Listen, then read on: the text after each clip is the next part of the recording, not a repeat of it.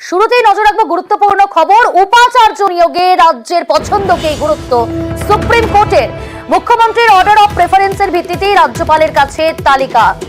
আমাদের সঙ্গে টেলিফোন লাইনে রয়েছে প্রতিনিধি মৈত্রেয়ী। উপাচার্য নিয়োগ এই মামলার পরিপ্রেক্ষিতে সুপ্রিম কোর্টের ঠিক কি নির্দেশ? দেখো, সুপ্রিম কোর্টের তরফ থেকে আজকে উপাচার্য নিয়োগ নিয়ে একটি সার্চ কমিটি গঠন করে দেওয়া হয়েছে এবং এই সার্চ কমিটির মাথায় থাকবেন প্রাক্তন সুপ্রিম কোর্টের বিচারপতি ইউ লালিত এবং তার নেতৃত্বেই সার্চ কমিটি কাজ করবে। এবার সার্চ কমিটি কিভাবে কাজ করবে, তাতে একাধিক বিশেষজ্ঞরা থাকবেন। তার মধ্যে বিভিন্ন নাম রেকমেন্ড করবে বিভিন্ন পক্ষ থেকে, অর্থাৎ আচার্যের তরফ থেকে কিছু নাম সার্চ কমিটির জন্য সার্চ কমিটির সদস্য হিসেবে রেকমেন্ড করা হতে পারে, রাজ্যের তরফ থেকে কিছু নাম রেকমেন্ড করা হতে পারে, শিক্ষা দপ্তরের তরফ থেকে নাম রেকমেন্ড করা হতে পারে।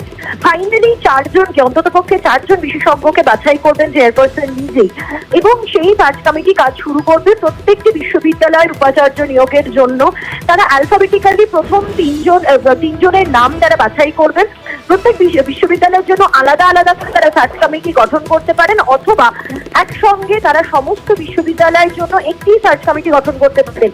এবার এই সার্চ কমিটি যে 3 জনের নাম রেকমেন্ড করবে, অর্থাৎ অ্যালফাবেটিক্যালি যে 3 জনের সম্ভাব্য উপাচার্য হিসেবে যে 3 জনের নাম রেকমেন্ড করা হবে, সেই রেকমেন্ডেশন যাবে মুখ্যমন্ত্রীর কাছে এবং তিনি তার অর্ডার অফ প্রেফারেন্স বেছে নেবেন। অর্থাৎ এই 3 জনের মধ্যে 1 নম্বরে তিনি কাকে চাইছেন, 2 নম্বরে কাকে চাইছেন এবং 3 নম্বরে তার পছন্দ কে, সেটা তিনি বাছাই করবেন এবং সেক্ষেত্রে দাঁড়িয়ে তার নিজস্ব পছন্দের ভিত্তিতে তিনি বেশ কিছু নোটসও পাঠাতে পারেন। সেই যে পছন্দের তালিকা সেটা তারপরে যাবে আচার্যর কাছে এবং আচার্য তারপরে চূড়ান্ত নিয়োগ করবেন।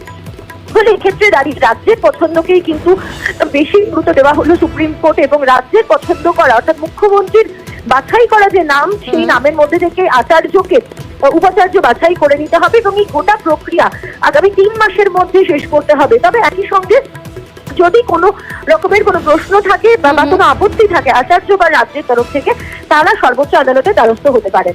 প্রিয়াঙ্কা, অনেক ধন্যবাদ মৈত্রেয়ী। সুপ্রিম কোর্টের এই নির্দেশকে স্বাগত জানিয়েছেন শিক্ষামন্ত্রী ব্রাত্য বসু। এক্স হ্যান্ডেলে পোস্ট করেছেন গণতন্ত্রের জয়, উল্লেখ করেছেন সেই পোস্টে। শিক্ষামন্ত্রী ব্রাত্য বসু সুপ্রিম কোর্টের নির্দেশকে স্বাগত জানিয়ে গণতন্ত্রের জয় উল্লেখ করলেন, তার এক্স হ্যান্ডেলে পোস্ট করলেন তিনি।